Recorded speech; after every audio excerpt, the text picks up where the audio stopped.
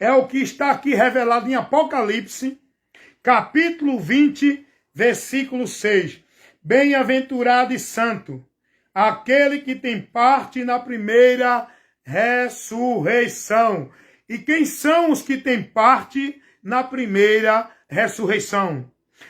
Carta do apóstolo Paulo aos Tessalonicenses. Primeira carta, capítulo 4, versículo 16. Porque os que morreram em Cristo ressuscitarão. Primeiro, então, os que vão ter parte na primeira ressurreição são os que morreram em Cristo. A primeira ressurreição é para os que creram em Cristo, para estarem com Ele neste grande dia, quando Ele vier a buscar a sua igreja que está na terra. Jesus não vem à terra. O arrebatamento não é a vinda de Jesus à terra. O arrebatamento é a tirada do povo de Deus da terra, indo ao encontro do Senhor nos ares.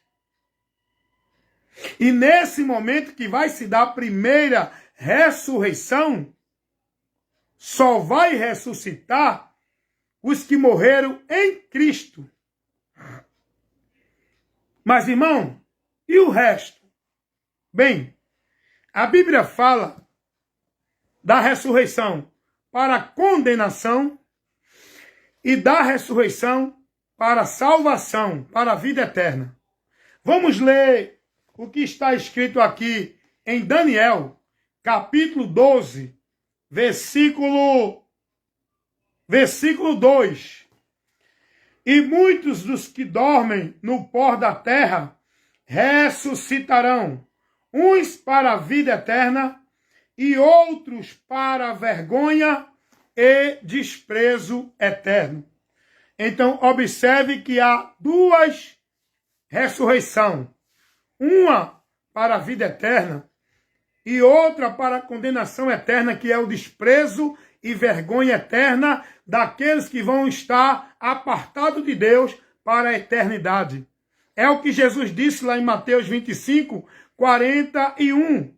Apartai-vos de mim, malditos, para o fogo eterno, que foi preparado por diabo e seus anjos, que pecaram contra Deus.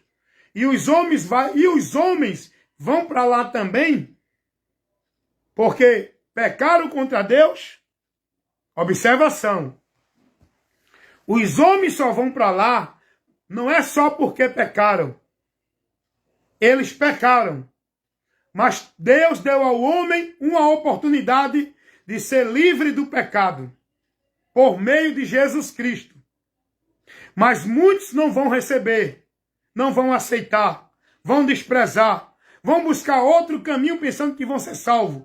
Vão desprezar a obra de Deus feita em favor da humanidade para salvar a humanidade. E com isso vão entrar em condenação, porque não creram na verdade para se salvarem. Então, Jesus vai dizer que Deus criou o inferno para o diabo e os seus anjos, que foram todos que se rebelaram contra Deus, que a Bíblia revela, um grupo de anjos, de seres celestiais, se rebelaram contra Deus, encabeçado por Satanás, que era um anjo superior entre os demais, que tinha uma posição privilegiada. E dentro dessa rebelião, todos sofreram a condenação, o juízo, a pena de Deus. E para os anjos caídos, que são demônios, Satanás, o príncipe das trevas, com os seus súditos que servem a ele, tanto os anjos como os homens, para os seres espirituais, o diabo e os demônios, não há mais perdão. Não tem oportunidade de se arrepender. Deus não deu a eles a oportunidade. Mas Deus, ao homem, ele deu essa oportunidade. Deus deu ao homem essa oportunidade para o homem não ir para o inferno. Porque Deus não tem prazer na morte do ímpio. Deus não criou o ser humano para o inferno. Mas, irmão Wellington, por que então o homem vai para o inferno? Deus não pode livrar? Poder pode, mas Deus é justo e não vai passar a mão na cabeça do pecador e ignorar o seu pecado. Ele tem que punir o pecado. E isso ele só pode fazer através de Jesus, porque Jesus recebeu o castigo que nos traz a paz, recebeu a ira de Deus pelo pecado, a justiça de Deus para punir o pecador foi em Cristo. E o pecador que crê em Jesus recebe essa justificação para ser livre da ira de Deus por meio de Jesus, como está escrito em 1 Tessalonicenses, capítulo 1, versículo 10. Jesus é quem nos livra da ira futura de Deus. Mas se o indivíduo não crê em Jesus, como está escrito em João 3,36, quem tem o Filho de Deus tem a vida eterna. Mas quem não tem o Filho de Deus não tem a vida. Mas a ira de Deus sobre esse permanece para sempre. Então, Deus, através de Jesus, proporcionou para o homem uma oportunidade para ele ser livre do juízo e não ir ao inferno, à condenação eterna. Porque esse não é o prazer de Deus. O prazer de Deus é que todos os homens se salvem. Deus não tem prazer na morte do ímpio. Antes que o ímpio se converta e viva, há alegria no céu quando o pecador se arrepende. Essa doutrina de predestinação, que Deus escolheu um para o céu e para o inferno, é uma mentira do diabo para desfazer do amor de Deus pelo ser humano. Deus não criou o homem para esse fim. Por isso que Jesus disse que Deus não criou o inferno para os homens. Os homens vão para lá pelo pecado. E como Deus é justo, como está escrito lá em Salmos, capítulo 7, versículo 8 ao 11. Olha o que está escrito. Porque Deus é um justo juiz, que se ira todo dia. Se o homem não se converter, ele já tem a sua espada afiada, que é o juízo dele. Mas ele quer que o homem se converta. Deus não tomará o culpado por inocente. Salmos capítulo 7, versículo 11 e 12.